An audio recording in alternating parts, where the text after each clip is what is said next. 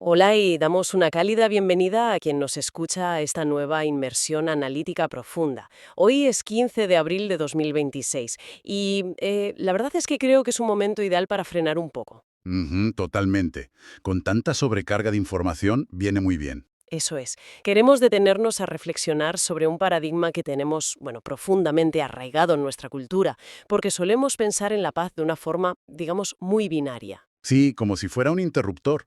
O hay disparos o no hay disparos. Exacto. Se firma un tratado en un despacho, las tropas vuelven a sus fronteras y pues, automáticamente archivamos el asunto creyendo que el conflicto ha terminado. Es una visión que nos da una enorme, aunque muy frágil, tranquilidad. Y es que resulta muy tentador aferrarse a esa ilusión. A ver, asumimos que la ausencia de violencia física explícita, ya sea en las calles o en las fronteras, significa que, de alguna manera, hemos logrado domesticar nuestra naturaleza destructiva. ¿Ya? El problema surge cuando ponemos sobre la mesa los artículos que vamos a analizar hoy, porque, madre mía, de repente esa apacible tranquilidad salta por los aires por completo. Desde luego que sí. Tenemos un conjunto de textos fascinantes que cruzan la sociología urbana, la filosofía hedonista clásica y, fíjate, la neurobiología moderna. Y la misión de esta inmersión es explorar una tesis radical. Estos textos sugieren que llevamos siglos equivocándonos de diagnóstico. Plantean que lo que llamamos paz, ya sea canalizada a través del deporte, la competición económica o artística, es en realidad solo la misma guerra de siempre disfrazada. Así es. Sostienen que nuestras formas de buscar la paz están condenadas al fracaso estructural. Ujú. Y que la verdadera paz requeriría el fin de la competición. Dar paso a lo que ellos llaman una economía del placer compartido. Vale, vamos a desgranar esto porque, a ver, es una idea que choca frontalmente con todo lo que nos han inculcado. Desde la escuela nos inyectan en vena el valor del sano espíritu competitivo, ¿verdad? Totalmente. Y para entender esta crítica, las fuentes proponen empezar desmontando un concepto clave, lo que denominan el espejismo del parche. Pensando en cómo ilustrar esto del parche, se me viene a la cabeza la imagen de una casa con una gotera monumental en el techo. Poner a la gente a competir en lugar de pelear físicamente sería como, bueno, como poner un cubo debajo de esa gotera. Una analogía muy precisa, ¿sí? Evitas que el suelo se moje por un rato, claro, y parece que has arreglado algo, pero la tubería, la tubería sigue reventada ahí arriba.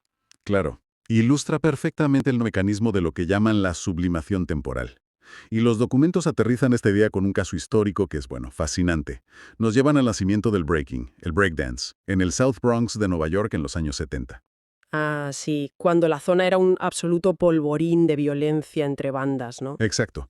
La cultura hip hop introdujo una vía de escape. En lugar de acuchillarse por el control del territorio, las bandas empezaron a competir en las aceras, querían demostrar quién era el mejor b-boy, o qué grupo tenía los movimientos más complejos. Y es increíble porque las estadísticas muestran que los homicidios y las agresiones bajaron drásticamente durante un tiempo. O sea, el cubo debajo de la gotera funcionó. ¿Funcionó? Sí, pero a corto plazo. Lo fascinante aquí es que la estructura socioeconómica del barrio no había cambiado en absoluto. Había pobreza extrema, falta de oportunidades, aislamiento institucional. Esa era la tubería rota de tu ejemplo. Ya, las condiciones de carencia seguían ahí intactas. Y cuando la economía del crack irrumpió en los años 80 con toda su violencia, ofreciendo un estímulo económico muchísimo más poderoso que el prestigio de ganar bailando, la estructura colapsó. La violencia regresó con más brutalidad, porque el parche cultural no pudo sostenerse frente a la realidad material. ¡Qué fuerte! Y lo que resulta abrumador de los textos es cómo cogen este microejemplo del Bronx y, atención, lo escalan a la geopolítica. Apuntan directamente a instituciones intocables como los Juegos Olímpicos. Es que el ideal olímpico propuso exactamente eso, sustituir la guerra física por el estadio, que las naciones diriman su supremacía contando medallas en lugar de bajas militares. Pero ahí nos topamos con una paradoja tremenda. El siglo XX, que fue la cuna del olimpismo, fue a la vez el periodo más sangriento de la historia. Guerras mundiales, la Guerra Fría, la competición deportiva no mitigó la sed de conflicto. Nada en absoluto. Y aquí hay un detalle clave en las fuentes.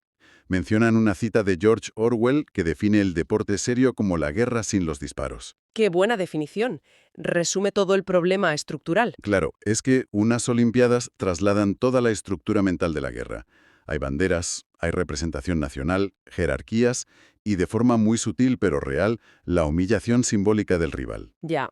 O sea, cambian las armas por zapatillas de atletismo, pero la mentalidad es la misma. El estadio no es la trinchera, pero la necesidad intrínseca de dominar al otro sigue intacta. A ver, espera, tengo que frenar un momento y hacer un poco de abogado del diablo.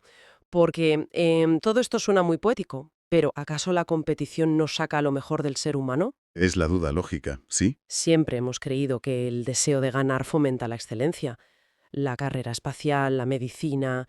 O sea, si quitamos ese deseo de ser el número uno, ¿no nos estancamos? Aquí es donde se pone realmente interesante la cosa. Totalmente. Y el análisis para responder a esto recupera al reformador social Robert Owen. Él argumentaba que toda competición es funcionalmente perjudicial, y no por un tema moral, sino porque exige obligatoriamente que alguien pierda para que otro gane. Claro, una balanza donde uno tiene que hundirse para que el otro suba. Exacto. El otro se convierte automáticamente en un obstáculo. Y si llevamos esto a la neurobiología, que aquí es donde entran los datos duros, vemos que la competición, incluso sin violencia física, activa la testosterona y el cortisol en nuestro cerebro. Que son literalmente las hormonas del estrés y de la guerra. Eso es. Entramos en lo que los textos llaman la épica de la conquista. O sea, nos ponemos en el mismo estado mental que Ulises o Alejandro Magno, pero discutiendo en una oficina o en redes sociales. Madre mía, qué desgaste para el cuerpo, ¿no? Un desgaste brutal.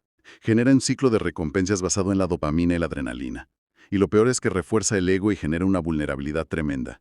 Si tu estatus depende de ser el número uno, siempre habrá conflicto porque todos los demás son una amenaza. Básicamente estamos atrapados. O sea, resumo la idea, comparando este consumo compulsivo de victorias con intentar calmar la sed bebiendo agua salada. Cuanta más gloria o cosas adquieres, pues más necesitas. Es una espiral sin fin.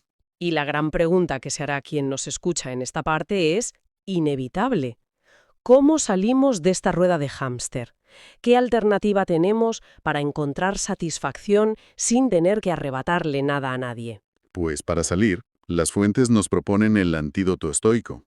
Introducen el concepto de dominio propio, respaldado por el imperativo del templo de Apolo en Delfos. El famoso conócete a ti mismo. Exactamente. Y apoyado también en el estoicismo de Marco Aurelio. Pero ojo, que los textos aclaran que este dominio propio no es una represión moral ni nada parecido. Lo definen como una tecnología de supervivencia. Me encanta ese término, tecnología de supervivencia. Suena muy práctico. Luis, plantean que hay que aumentar la percepción y disminuir el consumo. Y nos traen el paradigma de Henry David Thoreau con su famoso experimento en Walden. Ah, el filósofo que se fue a vivir a una cabaña en el bosque, aislado de todo. Ese mismo. A menudo se ve como una excentricidad, pero Thoreau demostró empíricamente que el bienestar no proviene de acumular cosas ni de imponerse sobre los demás. Demostró que la verdadera paz interior viene de refinar los sentidos y aumentar la percepción sobre la experiencia inmediata. O sea, encontrar placer en lo sencillo, en observar la naturaleza o en el simple hecho de existir, sin competir. Eso es. El dominio propio requiere afrontar nuestra propia debilidad. Hay un detalle clave aquí, y es que los textos sugieren que la guerra, o atacar al otro, es en realidad la salida fácil para un ego herido. Uf, qué afirmación tan potente. Empezaron conflictos la vía fácil, porque no sabemos gestionarnos por dentro. Exacto. El verdadero reto es limpiar los canales de percepción para disfrutar de lo simple.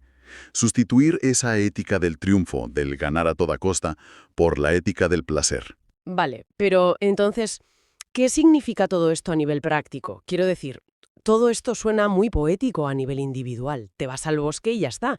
Pero, ¿cómo se traduce esto en la economía global? Ya, a gran escala parece complicado. Claro, tenemos países que pelean a muerte por petróleo, por territorio, por minerales. ¿Cómo aplicamos la ética del placer ahí? Bueno, si conectamos esto con el panorama general, los textos introducen un concepto revolucionario sobre los recursos. Explican la diferencia fundamental entre bienes rivales y bienes no rivales. A ver, explícanos un poco esa diferencia, porque creo que es el núcleo del asunto. Mira, un bien rival es algo como el petróleo o la tierra. Si yo lo tengo, tú no puedes tenerlo. Mi propiedad excluye tu disfrute. Claro, el agua de una fuente. Si me la bebo yo, ¿no te la bebes tú? Eso es. Y toda la geopolítica se ha basado en pelear por esos bienes rivales. Pero por otro lado están los bienes no rivales, que se derivan del placer perceptivo. Por ejemplo, disfrutar de una puesta de sol espectacular o escuchar una melodía hermosa. Ah, ya entiendo. Si yo disfruto de la puesta de sol, a ti no te quita nada. Tu puesta de sol no es menos bonita porque yo la esté mirando. Exactamente. El goce de una persona no disminuye la capacidad de la otra para disfrutarlo. Y aquí volvemos a la química del vínculo.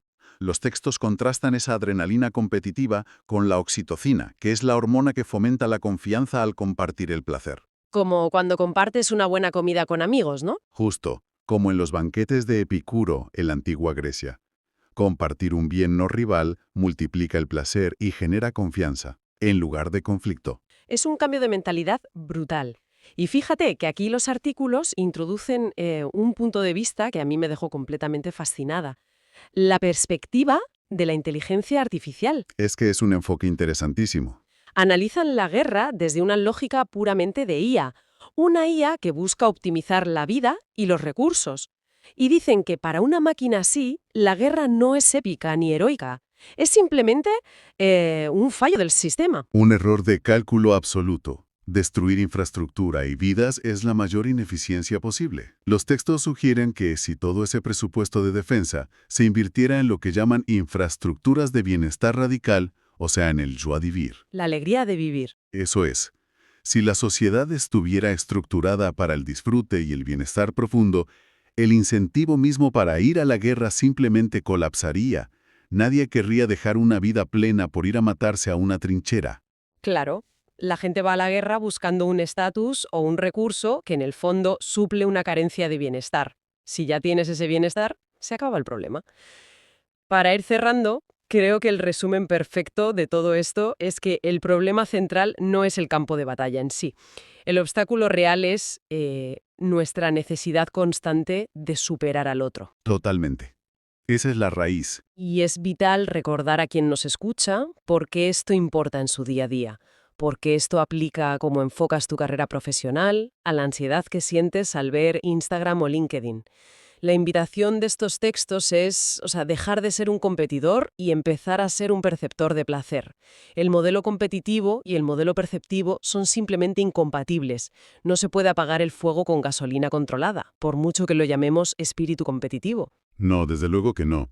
Y para aportar una última reflexión provocativa construyendo sobre lo que decías de la IA, fíjate en esto. A ver, sorpréndeme. Si la inteligencia artificial consideraría la guerra como un fallo lógico y su objetivo fuera la optimización de la vida, es posible que el futuro distópico de las máquinas superinteligentes no sea como en las películas. ¿Te refieres a que no nos van a esclavizar para trabajar en minas? Exacto. Y si la IA nos obliga, por nuestra propia supervivencia como especie, a abandonar el ego, imagina un escenario donde nos confinen a una existencia puramente dedicada a la contemplación pacífica, al arte y a la gastronomía compartida. ¡Ostras! Una especie de dictadura del placer impuesta por las máquinas para salvarnos de nuestra propia épica destructiva. Madre mía, una dictadura del placer para que no nos matemos los unos a los otros. Es una imagen que te deja dándole vueltas a la cabeza durante horas. Con esta idea lo dejamos hoy, nos despedimos animando a nuestra audiencia a rumiar todo esto a lo largo de su día. Y ojalá sirva para que intentemos disfrutar del enorme privilegio de habitar la Tierra en lugar de pasarnos la vida compitiendo por ella. ¡Hasta la próxima inmersión!